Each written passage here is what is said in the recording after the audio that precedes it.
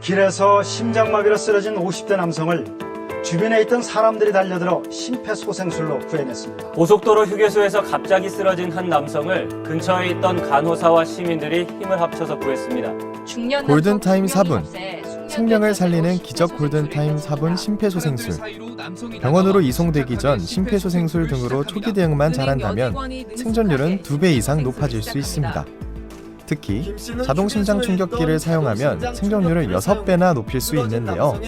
자동심장 충격기는 일정 시간 이상의 교육을 받은 사람이라면 누구나 안전하게 사용할 수 있는 응급의료기기입니다. 이렇게 응급의료 상황에 꼭 필요한 응급의료 장비인 자동심장 충격기는 응급의료에 관한 법률로 의무대상 시설에 자동심장 충격기를 설치하도록 하고 있습니다. 그럼 자동심장 충격기의 신고부터 점검하는 방법까지 한번 알아볼까요? 자동심장 충격기를 처음 설치하시게 되면 관내보건소로 먼저 연락을 하셔야 합니다.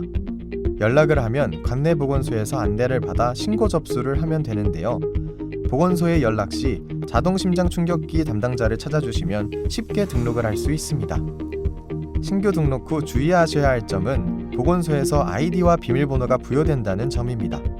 아이디와 비밀번호가 1일에서 2일 정도 후 부여되기 때문에 점검 홈페이지에 회원가입을 하지 말고 보건소에서 안내를 받으면 됩니다. 이렇게 자동심장 충격기를 설치 신고 후 아이디 비밀번호까지 부여받았다면 반드시 매월 1회 정기점검을 실시해야 하는데요. 지침에 따르면 매월 1일을 자동심장 충격기 정기점검의 날로 지정하고 시행토록 권장하고 있습니다. 그럼 자동심장 충격기의 점검법에 대해 알아볼까요? 체크리스트 상단의 장비관리번호, 장비번호, 장비 유지기간, 설치 위치는 연동자료로 수정이 필요한 경우 해당 보건소로 요청해야 합니다. 직접 수정은 불가합니다. 자동심장 충격기의 점검 항목은 크게 8가지로 나뉩니다. 첫 번째로 작동 상태 확인, 두 번째 본체와 부속품의 청결 및 손상 상태 확인, 세 번째 보관함의 상태, 네 번째 위치 안내 표시, 다섯 번째 1개월간 사용 여부를 확인해야 합니다. 여섯 번째부터는 2020년도 추가 사항인데요. 관리 서류 작성 및 비치 여부와 관리자에 대한 정보, 장비 사용 가능 시간입니다. 그럼 첫 번째 작동 상태를 확인해 볼까요? 전원 표시 상태 등이 잘 들어오는지 체크해 주세요. 상인 환자 119에 신고하세요. 다음으로 환자 부착용 패드가 잘 들어있는지도 확인해 주세요.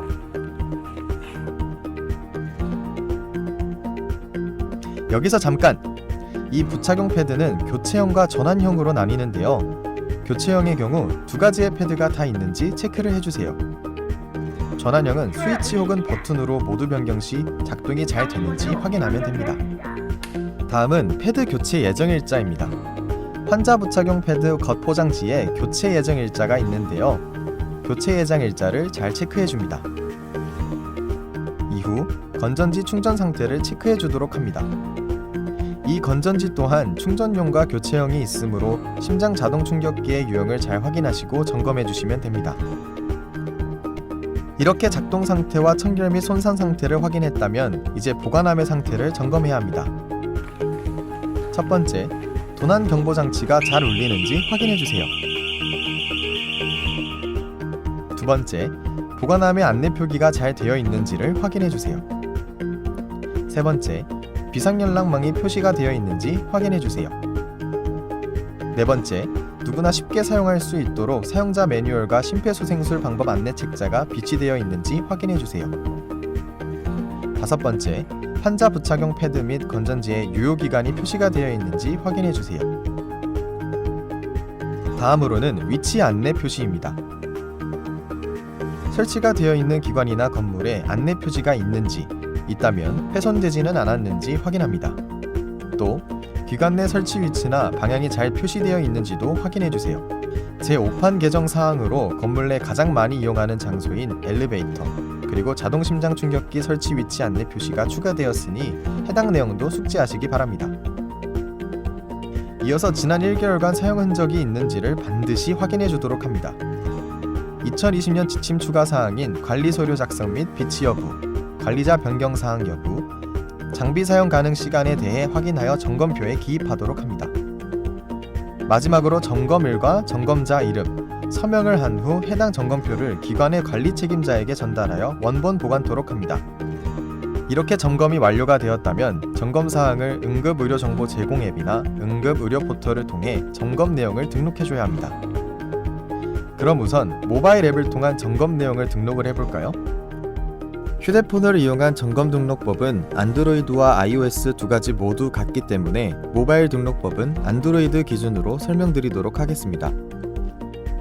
구글 플레이 스토어에 들어가 검색창에 응급의료 정보 제공을 검색합니다.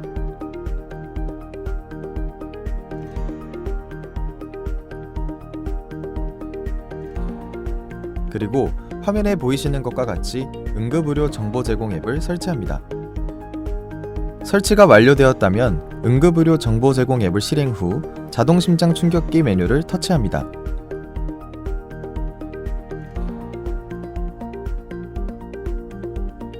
터치를 한 후에는 왼쪽 상단에 있는 메뉴 버튼을 누릅니다. 그리고 메뉴 하단부에 있는 업무 포탈, AED 관리, 구급차, 교육 로그인 버튼을 터치합니다. 인터넷 환경으로 연결된 후 상단의 AED 관리, 구급차, 교육 항목 중 AED 관리 로그인 페이지 접속을 확인합니다. 로그인을 하기 위해서는 아이디와 비밀번호가 필요한데요. 관할 보건소를 통해 받으신 아이디와 비밀번호를 입력해 주시면 됩니다.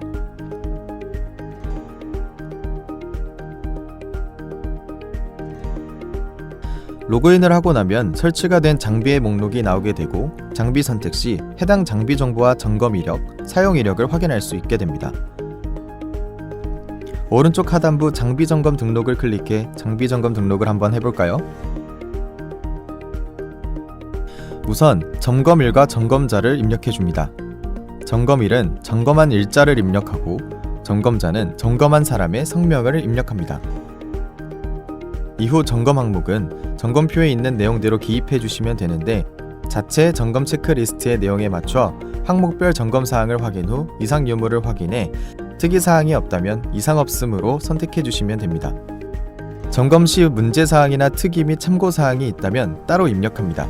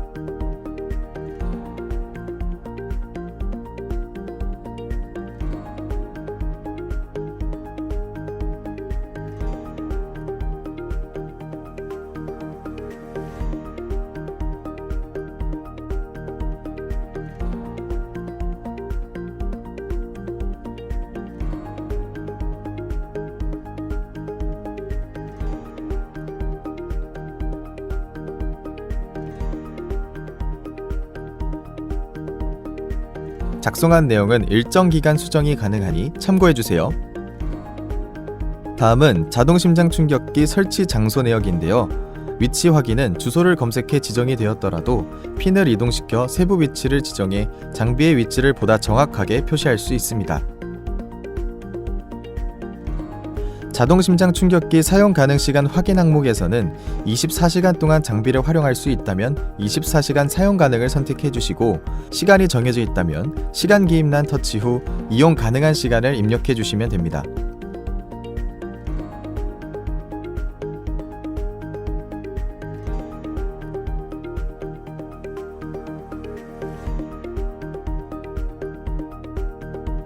이후 하단에 있는 점검 완료를 누르시면 작성하신 것을 토대로 한 번 더 확인을 하는 창이 뜨게 되고 외부에 표출할 것인지에 대한 여부 확인 안내창 확인 후 선택해 줍니다.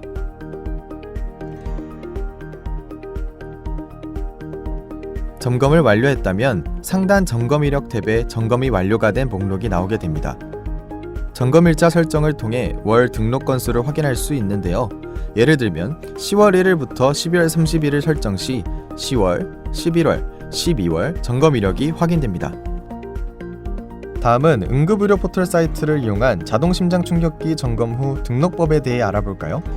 점검 이력 화면 구성 및 등록, 검색 방법은 방금 전 했던 모바일 앱의 사용법과 똑같지만 접속하는 방법에 차이가 있는 것이기 때문에 크게 어려워하실 부분은 없습니다.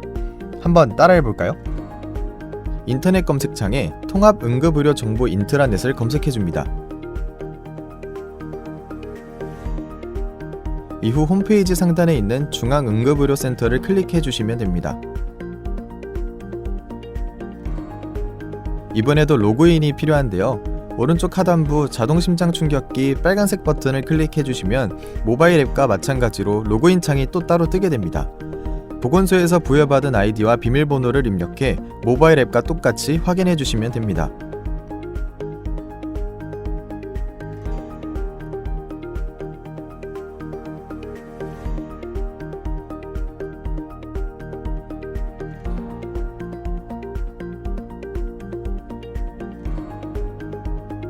다음은 응급의료 포털을 이용한 자동심장 충격기 점검 등록 방법입니다. 인터넷 검색창에 응급의료 포털을 검색해 상단에 있는 응급의료 포털을 클릭해 주시고 홈페이지 오른쪽 하단부 자동심장 충격기 점검 관리를 클릭해 주시면 앞서 이야기 드린 것과 같이 또 로그인 창이 뜨게 되는데 보건소에서 부여받은 아이디와 비밀번호를 위와 같이 입력해 주셔서 등록해 확인해 주시면 됩니다.